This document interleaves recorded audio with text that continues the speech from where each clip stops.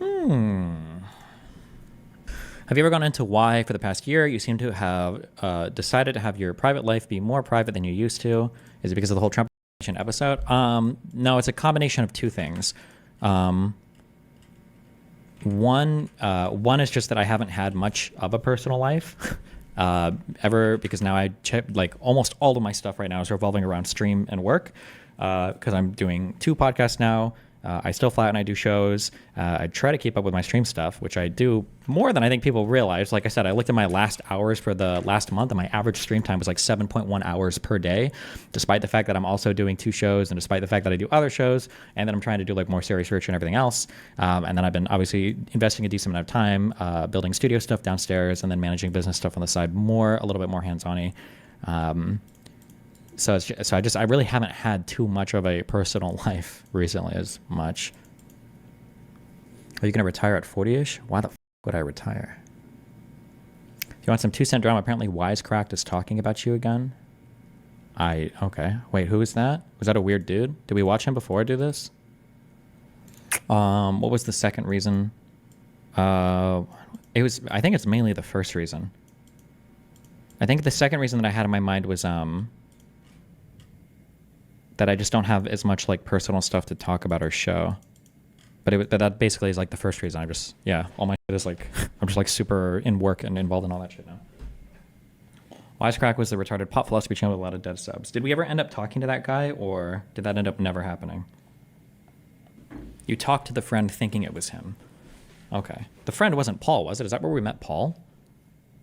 Oh, no, it was the debate coach guy. Wait, was Paul the debate coach, or was that a different guy?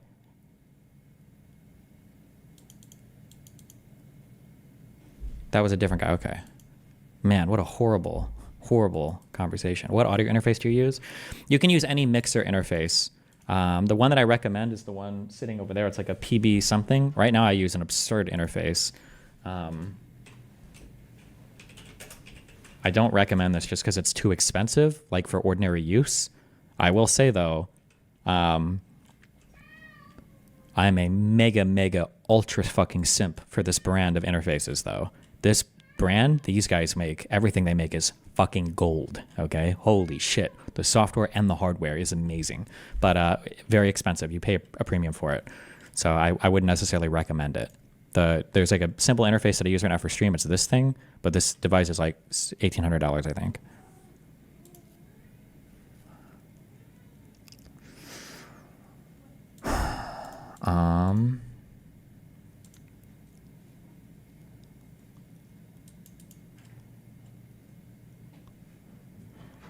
Okay. I think we're doing... Oh, let's listen to this real quick.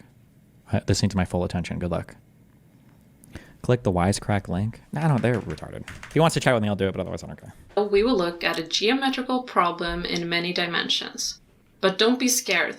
There will be no formulas, and we will start in 2 dimensions. Let's create a square with side length 1. Inside the square, we place 4 blue circles, 1 towards each corner. They have diameter 1/2, so they fit exactly inside the square. This leaves an empty region in the center where we place an inner circle. We are interested in the size of the inner circle. We will consider generalizations of this figure in 3, 4, and more dimensions, and we will be interested in the size of the inner circle, or hypersphere as it is called in higher number of dimensions. The question we ask is... Wait, Army has a smaller interface called Babyface. Oof, damn, even this is really expensive though. I feel like if you're an ordinary consumer, you could buy a decent mixer for like $70 that will do everything you need it to do. But... is what happens to the size of the inner hypersphere as the number of dimensions grow? The surprising answer is that the inner hypersphere grows without bound. Already in 10 dimensions, it is so big that it stretches outside of the hypercube that contains the blue hyperspheres. In the 2-dimensional case, an inner circle of that size would have to overlap with the blue circles, but we don't allow any overlap. So how can this happen in 10 dimensions? How can the inner hypersphere extend outside the hypercube when it is also between the blue hyperspheres, which are all inside of the hypercube? A mathematician may explain it using pure equations. An alien might be able to visualize it directly in 10 dimensions. An artist may draw a crazy interpretation like this, illustrating the strange fact that the red hypersphere extends outside the boundaries. But crazy as it is, this figure is not based on the underlying math, and it doesn't explain anything. Let's look at the situation in 3 dimensions. We create a cube with side length 1. Inside the cube, we put 8 blue spheres, with diameter 1/2, 1 towards each corner. In the empty space in the center, we put an inner sphere that touches the blue spheres. How big is the inner sphere in this 3D case compared to the 2D case? Can we understand this visually? To do this, we make a two-dimensional cut through the cube, like this. The cut follows two opposite edges of the cube and goes through its center. The cut only passes through 4 of the blue spheres, and they appear as circles. The inner sphere also appears as a circle in the cut. Note that the cut of the 3D figure is somewhat similar to the 2D case, but there is an important difference. The cut creates a rectangle, which is stretched out such that there is more space between the blue circles in one direction. This extra space allows the inner sphere to be bigger in the 3D case compared to the 2D case. What happens in 4 dimensions? It is difficult to visualize 4 dimensions, but we can make a 2-dimensional cut in much the same way as we did in 3D, and look at that. Just as in the 3D case, the cut follows two opposite edges of the 4D hypercube and goes through its center. In this cut, 4 of the blue hyperspheres are visible, as well as the inner hypersphere, so the cut looks much like the cut from 3D, but it is stretched a bit more. This is because it contains the diagonal of the hypercube, which is longer than the diagonal in the 3D cube. Because of this additional stretching, there is even more space in the middle, allowing the inner hypersphere to be even bigger. The same technique works in any number of dimensions. Let's look at the 2D cut of the 10-dimensional figure. The hypercube appears as a stretched rectangle in the cut. It is stretched quite a lot since it contains the hyperdiagonal of the 10-dimensional cube. 4 of the blue hyperspheres show up as a circle in the cut. Note how far apart they are spaced in the diagonal direction of the hypercube.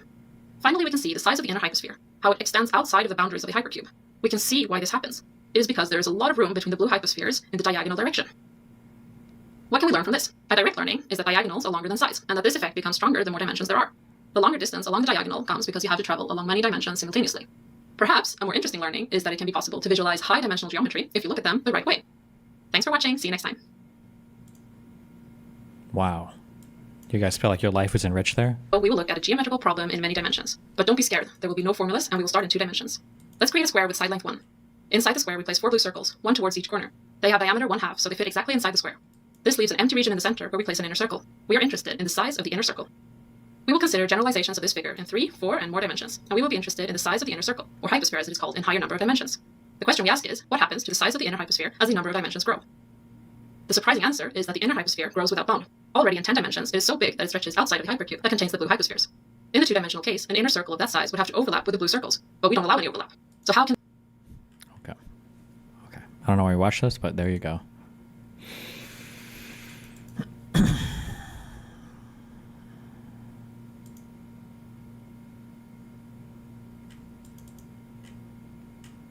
Matt Walsh debating Joe Rogan on the moon landing being real. We've already watched it. Get 70% on this mode of the European quiz. Can you summarize the video for us? Probably not. I think the video had to do with how much, as you go up in dimensions, how much does that center sphere grow when you do a 2-dimensional slice of it? And because as you go up and up in dimensions, diagonals become larger and larger because a diagonal requires you, when you're moving up, to travel in 2 dimensions rather than just 1. And because the slices are containing the diagonal, that means that the circle is able to grow more and more and more in the center in any 2-dimensional slice you take of it, such that it'll be larger than the cube. Because of that growth, because it continues to happen every dimension you move up, you're always like shooting off at another angle. I think conceptually something like that, but I don't know. What is this called? Topography in math? Nobody cares. That's for losers. That's for fucking losers. Click on Romania. You don't think I can instantaneously 100% this quiz? You don't think I know instantly where every fucking country is?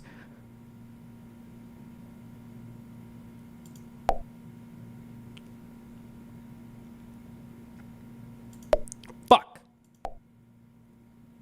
Oh, they disappeared. Never mind. Nope. Not doing that. Fuck that. There's too many. Jesus. When you said you have guns, no, at the debate. I'm a gun owner. Tim Walz is a gun. I did not know that. If And I thought somebody that was breaks in my powerful. house, they're getting shot. Yes, yes, I hear that. I hear that. Probably should not have said that.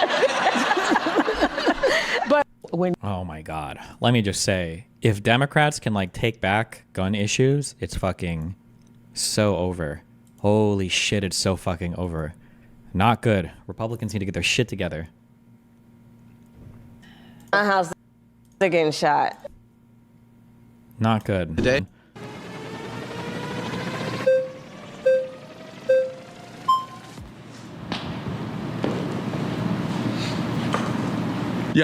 Oh boy.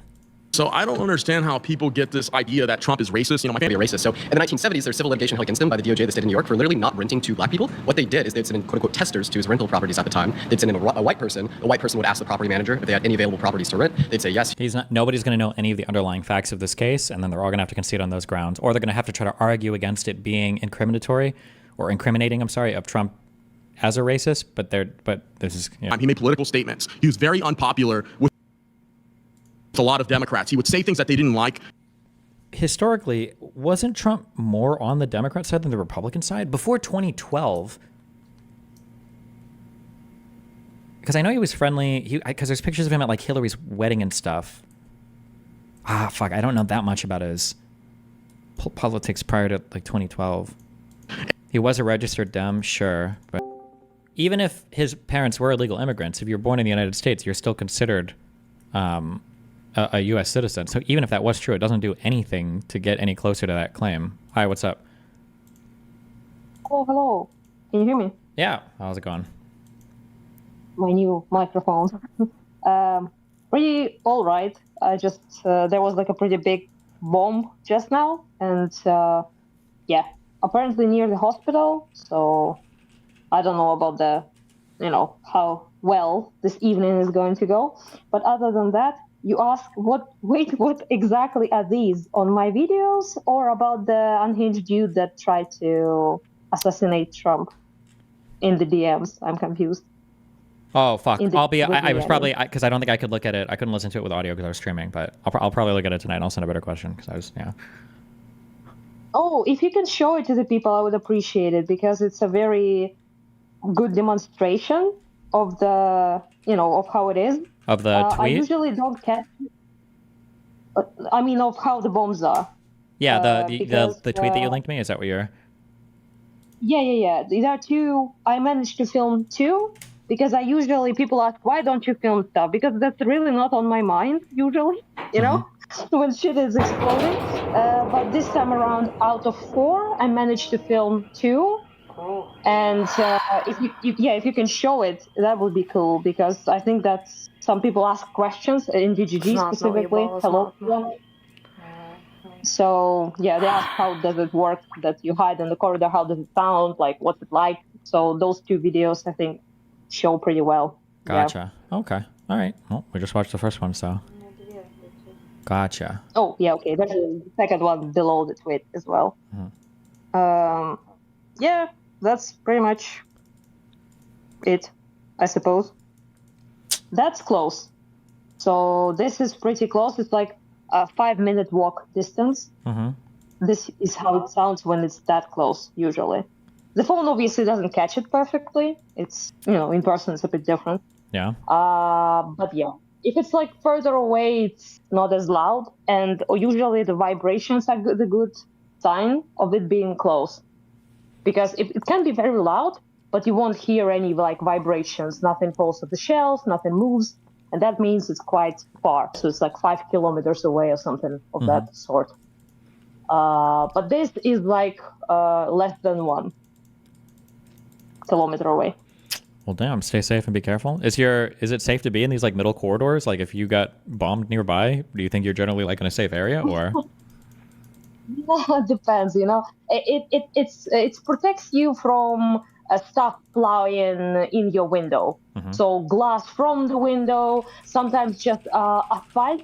I don't know how it's called in English, but pavement. Yeah, pavement. Yeah, pavement can go inside the windows and everything. It's like all of that is like debris, things like that. Sometimes it's like shrapnel bits, so like metal bits, that fly. That the wall can protect you, sort of. Mm-hmm. But if it actually lands like directly at the house, they usually collapse. So in that sense, it's really not gonna be great. Okay, well, damn, but stay in safe. the middle of the apartment.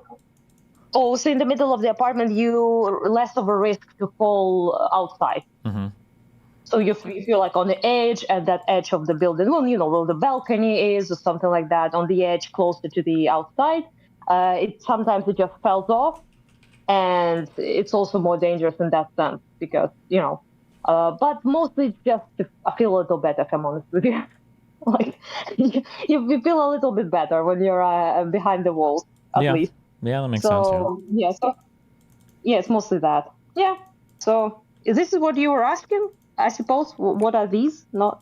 I also sent you messages about the would-be assassin, so I was confused. Yeah, like, it was which probably ones this are because you I had it asking muted about? and I just saw you holding your phone up, so I didn't know what the fuck I was looking at. But I didn't hear anything, so yeah. Oh yeah, I got it. Yeah, got it. Yeah.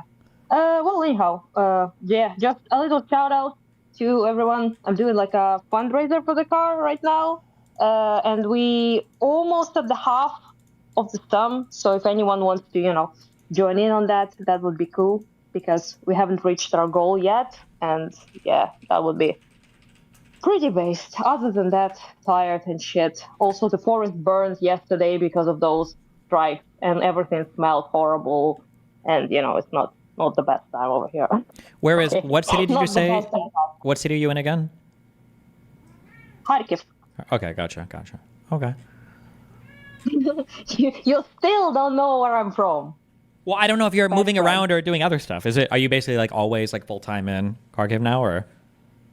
Pretty much, yeah. That's where I live, But I also go sometimes to closer to the front as well to do delivery stuff. But I mostly don't do it personally. Sometimes I go, but not often.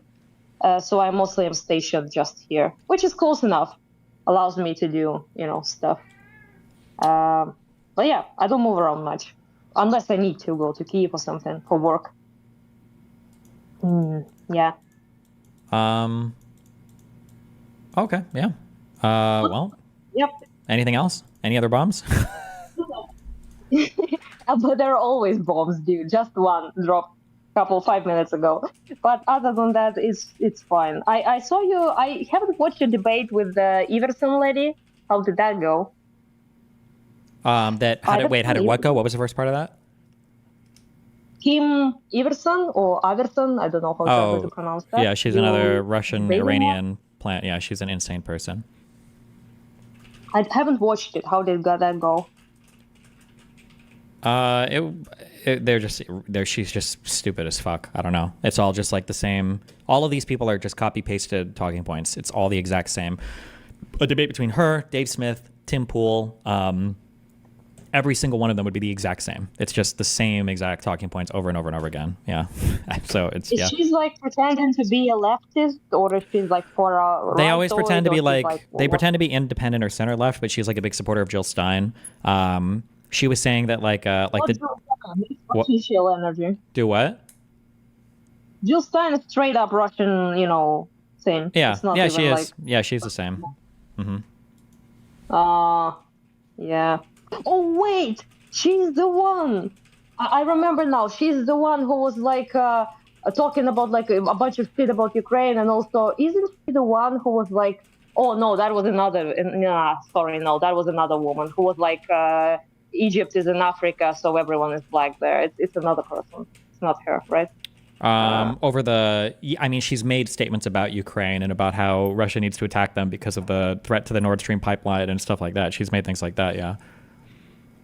Yeah, I'm starting to get confused. Like, there's so many of these people. I get confused which ones, which one are which. Okay, all, as you said, all sound the same. So it's not my. Yeah, they basically are. They can all be. You You can replace one with the other. So yeah. Yeah. Well, anyhow, yeah. Thank you for showing the bombs to the people. I gotta go then. Yeah. Be careful. Stay safe. Time anymore. Yeah. Yeah. Bye bye. Bye bye. Rip. Wait, you actually believe that? Do we want to watch the rest of this? Check the date. Yeah, it was 2022.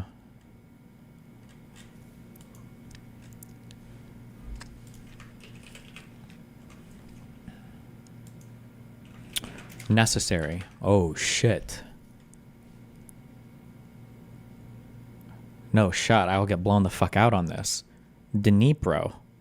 Okay, I've never heard this brought up ever, so I'm guessing it's somewhere in the west. Oh my god, it's not. It's right here. Mykolaiv. Oh my god. Mariupol is... Oh shit.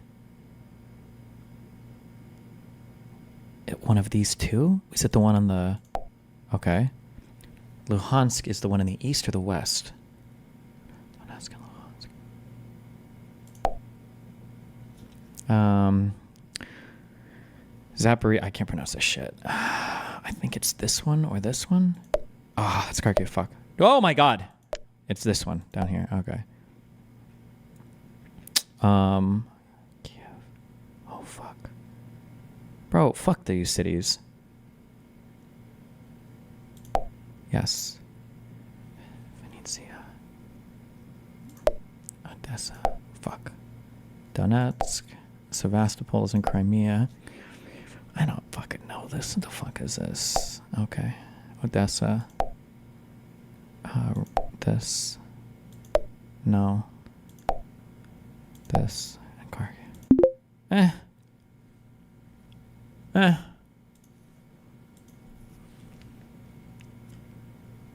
That tweet from Iverson was one day before the invasion? Oh, based. Dnipro is here? No, Zaporizhzhia.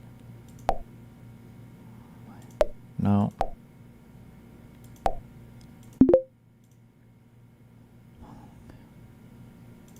No. Okay, hold on, wait. We can learn these in like 2 minutes.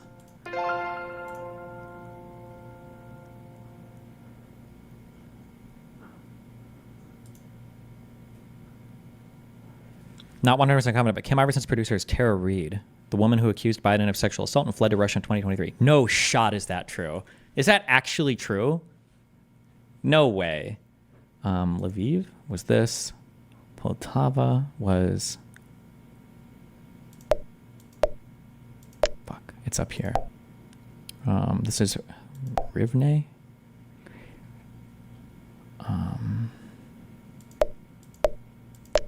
Fuck. The fuck? Aha, that's how Intel's boosting their stock? Triggered. Not good. Market manipulation.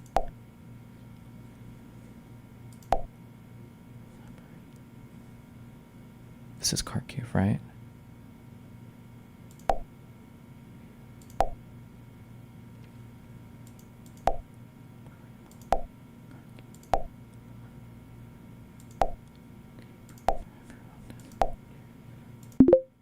Okay, wait. Poltava is up here, and Kryvyi Rih.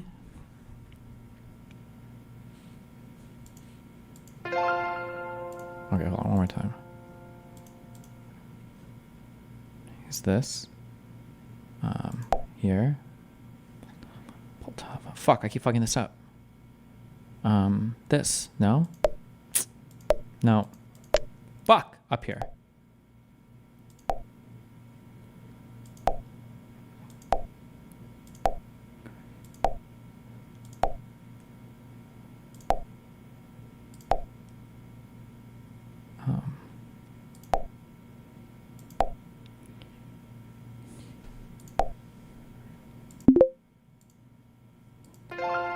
Okay, one more time. We got it.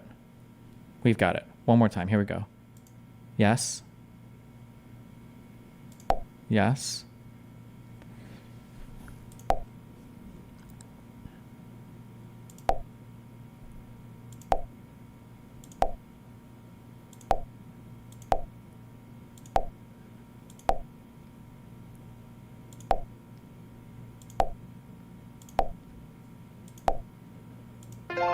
Okay, got it. Easy.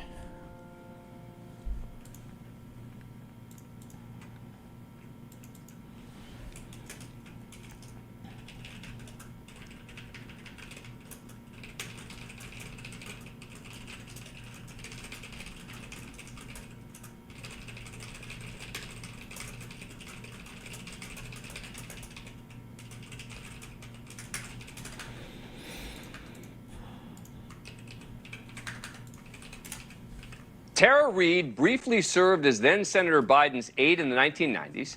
She claimed that Biden pinned her to a wall in a Senate building, reached under her clothing and penetrated her with his fingers. the president flatly denied her allegations. And as much as the New York Times tried to verify the claim in 2020, they couldn't. No former Biden staff members could corroborate any details of Reade's account. Even people she named denied that she ever reported the incident. Friends and family she cited as corroboration, far from definitive. But then, after being out of the headlines for years, Reade popped up in a press conference on Tuesday in Moscow. Interesting location, considering she had previously been accused of having ties to Russia. During the interview hosted by Russian state news outlet Sputnik, she railed on the United States and praised Russia. When I got off the plane in Moscow for the first time in a very long time, I felt safe, and I felt heard, and I felt respected. And that has not happened in my own country. I'm not going to be intimidated, bullied, or silenced. I'm going to speak out, and I'm willing to speak under oath about the corruption I witnessed, about the crime I experienced. For someone who wants to build a case, potentially testify, I'm not sure a press conference in Russia is going to bolster her credibility. Reade went on to thank her friends in Moscow for their help, including the woman sitting next to her, Russian spy Maria Butina, who was previously convicted and sentenced to prison in the United States for conspiring to act as an agent of Russia. Reade then put out a request to Putin. I'd like to apply for citizenship in Russia from the president of the Russian Federation, Vladimir Putin, and hopefully Maria Butina can help me with that from the State Duma. I don't know what will happen with that, but I do promise to be a good citizen, and I promise to move forward with my life in a positive way. Did I mention she also wants to keep her U.S. citizenship? Things only got more bizarre as the press conference went on as she spewed various anti-American propaganda. I wanted to remind people at home in America how our history is being rewritten in schools and things. It's really disheartening. It's very sad that America has chosen the wrong side of history in this moment and are actually funding, extremists and Nazis. Nazis, She didn't stop there. She hit on the U.S. economy, the country's role in the Russia-Ukraine conflict, and she has a message to tourists. So I encourage Americans to do their own bit and try to be tourists, to try to find out more about Russian culture and not fall into what the elites are trying to push with the propaganda of Russophobia and trying to create an enemy where there is none. It's a good time to visit Russia, from what I understand. Don't mind the trumped-up charges against the Wall Street Journal reporter, et cetera. Welcome to Russia. That was only 20 minutes into a more than 4-hour conversation. And so her comments make you wonder, is it possible that Reade has been a Russian agent all along? It's not the first time she's spoken highly of Putin. Many of her tweets, now deleted, one from September 2019 says, I agree, many Americans recognize the anti-Russian propaganda and support President Putin. Reade has called her praise for Putin misguided. Today, National Security Council spokesperson John Kirby told reporters he's not sure of her motivations. Again, I would let this prospective Russian citizen speak for her intentions and motivation. But whether this particular move by this particular individual is some sort of Russian information op or propaganda campaign, I just don't know. Joining me now is Michael Isikoff, chief investigative correspondent at Yahoo News and author of Russian Roulette, the inside story of Putin's war in America and the election of Donald Trump. He has followed this case closely. Before I get into some specifics... Every single thing right-wingers say about Jewish people is actually what Russians are doing. True, actually. This is bananas. I mean, is it not, right? Series of events, yeah. Not anything that I think we could have expected. Did Destiny ever go over the Matt Gaetz stuff? He is fucked. Wait, what happened to Matt Gaetz? God, imagine spelling your name like this.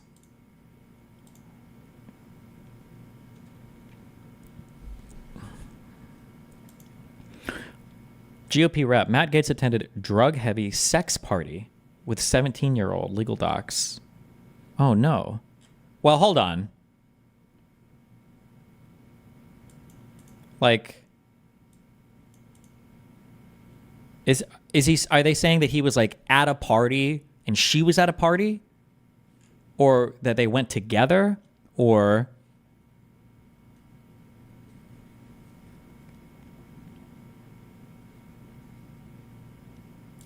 Her phone location shows her with him the whole day.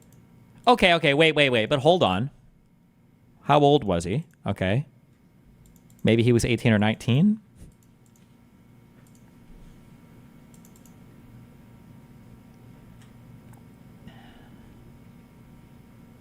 That part is not true, I think. This is the federal indictment from a couple years ago. Oh, okay.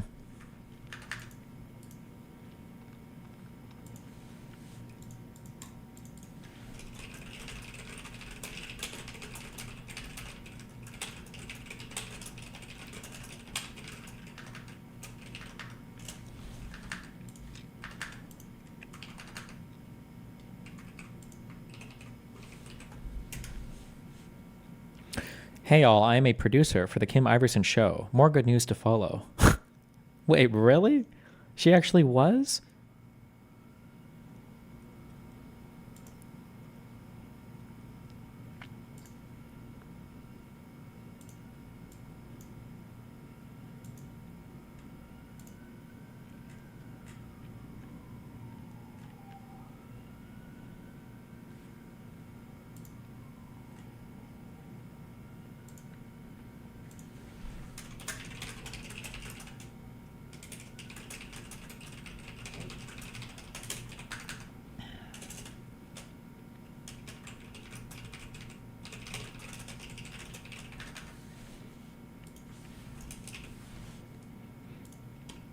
Tara Reade briefly served as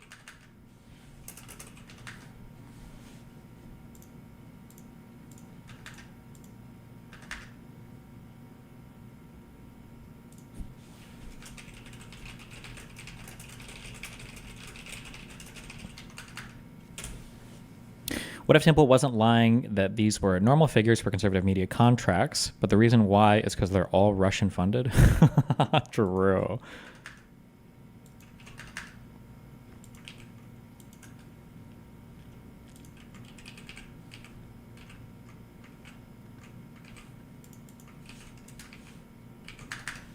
I want you to show everybody, because this is really cool. Look, I show everybody who comes to my house, but I'm going to show you.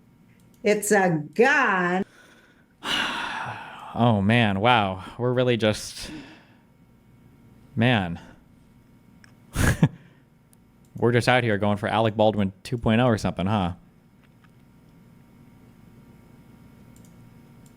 It's a gun, and it's signed by President Trump right here. Man. That's Donald Trump. Oh, wow. Yeah, wow. Okay. We're really just, it's a gun. Trump, and it's a really cool gun. And look at its, what do you call it, Jake, where it's etched in there, Donald Trump? One second. Everybody. It's a gun. It's a gun, and it's signed by President Trump right here. Really cool. Look, I show everybody who comes to my house, but I'm going to show you. It's a gun, and it's signed by President Trump right here. Hold on. That's Donald Trump. Oh, fuck. I'm looking for a good screenshot.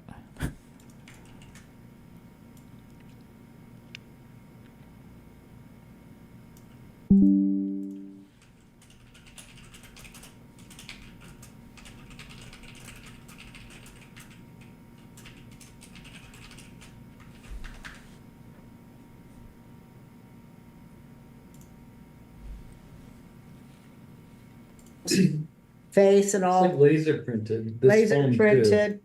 And it says, Legit. never surrender, take America back. And ain't that cool? It cost me a pretty penny, but. Show them the mug shot. Oh, yeah, that's the mug shot. There you go. And, you know, presidential seal there. They got to get the. And I'm in Texas, and this means a lot to me. That's where I bid a ton of dough on it. But I thought you might all enjoy seeing that. And that is true. Trump 2024. And we are never going to surrender. We're never going to be weak. We're going to go the extra mile, do what we have to do. And with God's help, we're going to win. And it's all on you. Thank you so much for hearing me and having me here tonight. All is true. Trump 2020. It's funny because it means that, like, nobody, the cameraman, the interviewer, and her have never really truly, like, handled firearms before. Like, they've never been to a range before in their entire life. If they're handling a firearm like this, it's just funny that, and then they all LARP as, like, Second Amendment people. Like, okay. You might all enjoy seeing that. And that is true. Trump 2020.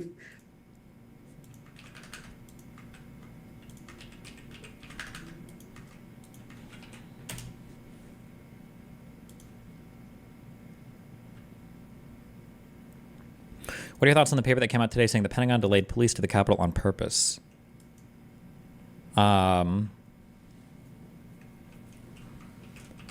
I haven't seen that paper. I mean, police were delayed on purpose, but the question is, why were they delayed? Like, people, yeah, we already know that police weren't set intentionally, but we just don't know why. Or we don't know how we could have overcome that, right? They absolutely go to a shooting range, except all their friends are just as retarded. I mean, a range master is going to throw you out if you're at a range, like doing any of that behavior ever, right? At Destiny, you don't have to be careful if it's not loaded. Okay. They have been more prompt about telling me on the day that they can't do it or that they don't want to do it than Ludwig. I physically cannot believe, and like I said, yeah, this morning I woke up and I was like, you know what, it's not worth the trouble. It's not worth the trouble of sitting. It's not worth the trouble of getting angry and blowing up and doing all this and that. And then today, I see this motherfucker streaming right now. He is streaming right now, which means he's on Discord with Connor right now, which means that he can see my message. He can see me begging and fucking pleading for an answer to something that he committed to on August 30th and didn't have the fucking gall, the audacity, anything to just tell me no. Wait, what happened? Highly recommend watching the first 30 minutes of Tevin's stream. He lays it all out, shows the receipts, but TLDW, too long, didn't watch. Oh. Lud said to Tevin that he'd want to do a stream together 3 years ago. Jesus. They talked, but scheduling never made it happen. / this is when Lud ghosted Tevin for the first time. Tevin shows that they talked on Twitter in 2023 to make it happen. Tevin explains everything again. Lud likely ghosted Tevin for the second time here. Tevin was on Lud's Fast 50 event, so they probably reconnected. What are they supposed to do?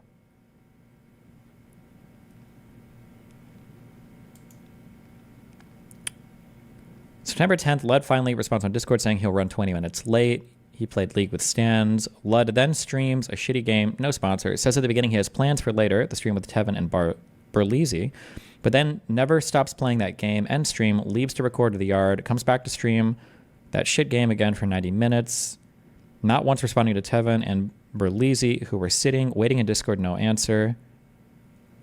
Then Lud responds and they reschedule. Tevin again reminds him of the stream, but neither Berlizzi nor Lud answer at all. Both didn't show up on the 17th.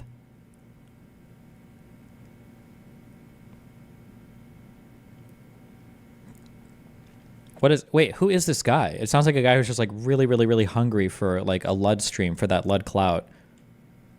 And then he's mad because Lud won't play games. This sounds really cringe. I feel like, I don't want to say like take the hint, but like it sounds like Lud is not interested at all. I mean, I guess it's kind of shitty if Lud is ghosting him or not responding, but like, he reached out to Lud and Ludwig agreed multiple times. Yeah, I mean, I guess that's shitty of Lud, but also like, take a hint, bro. Like, the fuck? It sounds like Lud is not really interested at all if he's not following up or anything, no?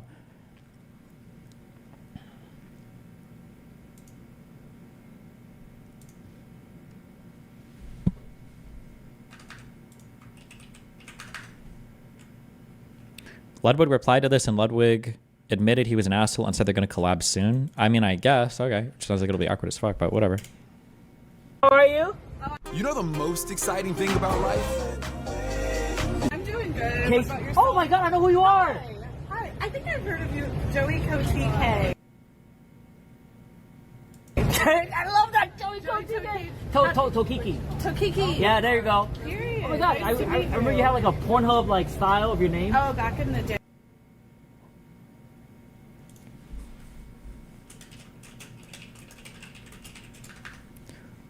Holy shit. Okay.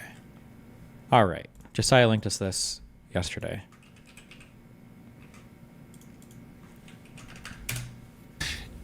Just talking of psychoanalyzing people, you've got two complete... Why aren't you at TwitchCon? I don't know. I don't really have anything to do there right now.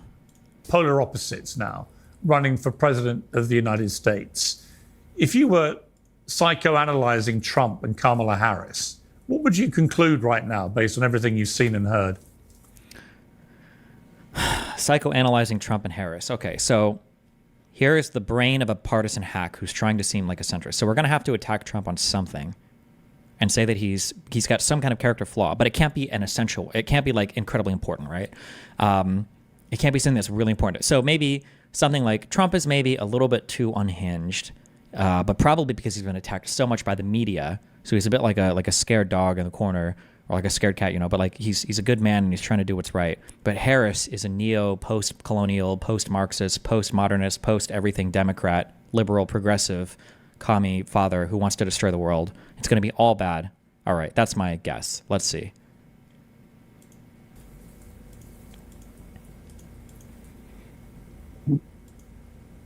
Well, if I could vote in the American election, I would vote. Is he going to say I would vote third party or I would vote for Donald Trump? I would vote for RFK. RFK's already dropped. I would vote for a third-party candidate. He's on the Daily Wire. Third party or Donald Trump. I would vote. He can't see. I don't think he will say Donald Trump. Doesn't he pretend to be centrist? Donald Trump or third party. I don't think he'll full on say he would vote for Trump, right? He doesn't have to. He's not even an American citizen. I would vote third party. That's my guess. For Trump. Fuck me. Okay, never mind. Just kidding. All right. Peterson's gone full sellout. My bad. Well, if I could vote in the American election, I would vote for Trump. And I don't trust Harris. Now, do I trust Trump? Well, he was president for 4 years. Like, look, the best predictor of someone's future behavior is their past behavior. If you're trying to hire someone and you have documented history of their efforts in precisely the domain that you're attempting to hire for, and the evidence is clear and valid, you use that in favor of all other predictive, what would you say, predictive markers. So I think it's more appropriate for me as a clinician who knows the psychometric literature. He should. Has he lost his medical license or whatever yet from Canada? If not, comments like these, he absolutely should. He absolutely shouldn't have any kind of medical, any accreditation or accreditation. Any of that should be revoked. Like, he absolutely. This is such an unbelievably irresponsible statement. Also, by the way, people were literally ass-paying about this in the last election cycle, where people were diagnosing Trump as crazy. In the United States, it's called the Goldwater Rule, right? Prohibits members from offering psychological opinions about individuals whom they had not personally examined. Peterson has not personally examined any of these people. Now he's literally saying, as a psychometrician, I'm going to tell you based on the clinical shit. Like, you can't. That's such an inappropriately, disgustingly horrible thing to do. But predictive, what would you say, predictive markers. So I think it's more appropriate for me as a clinician who knows the psychometric literature to point out that, independent of Trump's personality, which tends, by the way, to be a relatively weak predictor of behavior, it's intelligence that's the best predictor, and then personality, we have a documented track record. Okay, so what do we know about Trump? Well, as far as I'm concerned, we know this: decent economic performance, markedly stable. Like, he doesn't, like, Peterson doesn't know anything about any of these topics. Decently economic performance, really? What did he do? He has tax cuts. That's it. What else could you possibly say? National situation. No wars. Plus. He's on the Republican talking points. We should know all of these by now, right? It's always the same things. No wars, which is retarded and stupid. I don't think America's been in a war since World War II. It's such a dumb metric. No wars. It's always the same stupid things. Decent economic performance without listing any policies. No wars, which means nothing. He's going to say reduced immigration at the border by the end of his term, even though that's not true. And when it was happening, it was in large part due to COVID. Let's see, what else? What are the other stupid fucking talking points? Respect around the world, maybe? I don't know. And that's something. No wars. Plus, he established the Abraham Accords, and they've held even after October 7th. And everybody in the State Department told the Trump administration that putting that agreement together was impossible. Now, of course, it's the Abraham Accords that have infuriated and frustrated the bad actors in Iran, and that's pretty much the entire political class there, and fomented October 7th and produced this catastrophe that's unfolding. But who did he hear this from? So even if he knows this, then how can you say that the Abraham Accords were a good idea?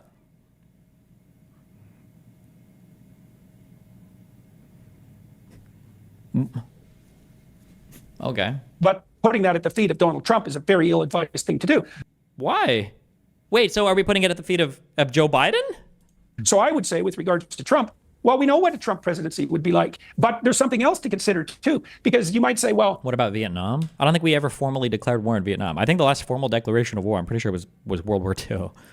Well, we know what a Trump presidency would be like, but there's something else to consider too, because you might say, well, that was round one and now it's round two and Trump is older. And although I think he's actually modified his behavior to some degree as a consequence of being beat up so thoroughly over the last 5 years. And although being beat up. Yep, the media is attacking him, and he's definitely like, this is the cat in the corner. Here it is. He's a bit defensive. He's also less blustery and more human, which I think is a big plus. But for me, the other thing that I've seen really switch that's really been positive for me is that Trump doesn't take any bullshit at all anymore. He's on the attack. Do you think he'll say that?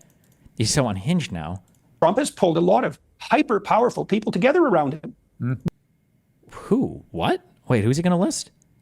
Musk, Tulsi Gabbard, Vivek Ramaswamy, Robert F. Kennedy, most of whom would have been Democrats in anything approximating a sane and normal world. Okay. By the way, this is who conservatives in the United States right now listen to, and they're like, this guy is really smart. This guy, most conservatives in the United States have an incredibly favorable opinion of Jordan Peterson, and I think he's an intellectual. I think he's very, very, very smart. He has a very good handle on things. He's very smart, very good analysis of the current U.S. political climate. And so, you see, my sense is that somebody whose narcissistic impulses are out of control, because Trump is a flamboyant. Oh, but it's okay. It's okay that it. Oh, so this is going to be another minor critique. He might have narcissistic impulses, but he's smart enough to surround himself with good people that can pull him back from the brink to make sure that that narcissism is channeled in a positive way, so that he knows if he wants to do things that are good for him, he has to do things that are good for America. Flamboyant and dominating character who likes the public light. So you think, well, does he tilt too far in the narcissistic direction? It's like, well, why would he share the spotlight with the rest of this crew? And the other thing that we should consider is that, look, man, I would vote for Trump if for no other reason than Musk himself has already agreed to head something like a Department of Governmental Efficiency in the U.S. It's like, okay, enough said. And then Kennedy. Oh, yeah, creating another department in the government is going to save the government even more money. Wow, great idea. Is bringing the public health crisis into the political realm, and both those two things are revolutionary. I would also say Ramaswamy seems to be. Ramaswamy is a very smart guy as well. I completely agree with you on that. Also, I think that Trump has shown with these assassination attempts something very surprising that I suspect a lot of people would not have expected, and that is genuine personal courage. I mean, the first time when he was actually shot, to insist on getting back up and to punch the air defiantly was a remarkable thing to do. God, it's so cringe. But I thought what even more remarkably was a week later, he was back. Insist on getting up? What are you talking about? On stage at another rally with an even bigger crowd, like nothing had happened. I spoke to him that night and he was, very gung-ho. I'm just going to keep doing it. They're not going to stop me. That is personal moral courage. I don't think you ever know whether you have it until it happens. And then you saw again with this latest one, he was cracking jokes immediately afterwards, saying, well, I wish I could have finished my birdie putt. Again, the reaction, it's a quality of Trump that we haven't really seen until you see it. And you're never quite sure how people will respond when there are genuine threats to kill them. And he's actually been shot and then nearly got killed again. And yet he's back out there continuing with the campaigning. So whatever you think of Trump, I do think on the personal courage aspect, he's shown a lot of it recently. Yes, grace under pressure, but also you pointed to something else, is that he was up cracking jokes. Hitler wasn't well known for his sense of humor. And the thing about Trump, and you can't deny this, Trump is a funny bastard. Right. He's funny. He'll say daring things just because they're comical. He's really good at it. And even his Twitter usage, his X usage, Twitter, of course, because he's not really using the platform now, impulsive, entertaining, unbelievably cutting and funny in a stand-up comedian sort of manner. And, that just doesn't go well with the tyrannical personality, because tyrants aren't well known for being able to tolerate the court jester. Let's put it that way. And so Trump is tough and funny. The other thing about Trump you got to think about too is, is he ambitious? Well, I don't think it's ambition that's driving his pursuit of this second term. I mean, first of all, Trump's an old man, and second of all, he's already president, and he's as famous as you can get. Yeah. And you might say, well, his ambition is so overweening that, it's compelling him forward regardless. And I don't actually think so. True. Trump is surrounded by these billionaires, celebrities, politicians, etc., and that is good. Harris gets supported by similar types, and it's Hollywood or the deep state, or Zuckerberg is going to use Facebook to help Harris's government, whereas Musk should head a new department. That is true. It is funny that Elon Musk is literally, by the way, a full-throated propagandist right now. He's just tweeting out now, like, yes, Trump needs to win the election. It's essential. I'm not going to be able to find his tweet because this guy and the 20 people running his account tweet like 50 million times a day. He's literally retweeting libs of doxing. Jesus. Retweeting all of these blatant, huge supporting messages for Donald Trump. And he owns the platform. Are you, just curious, if you create a new account on X, are you automatically subscribed to Elon Musk? I don't know if that's true. I'm just curious. I don't know. But I know he's got, is he the most followed account on X?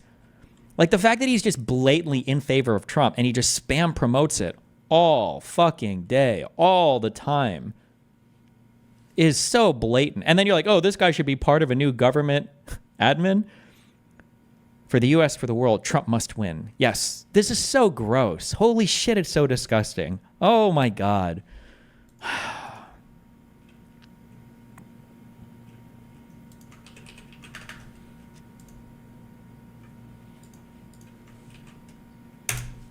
So Elon called me. As you know, he endorsed me full-throated. Great endorsement. I respect Elon a lot. He respects me.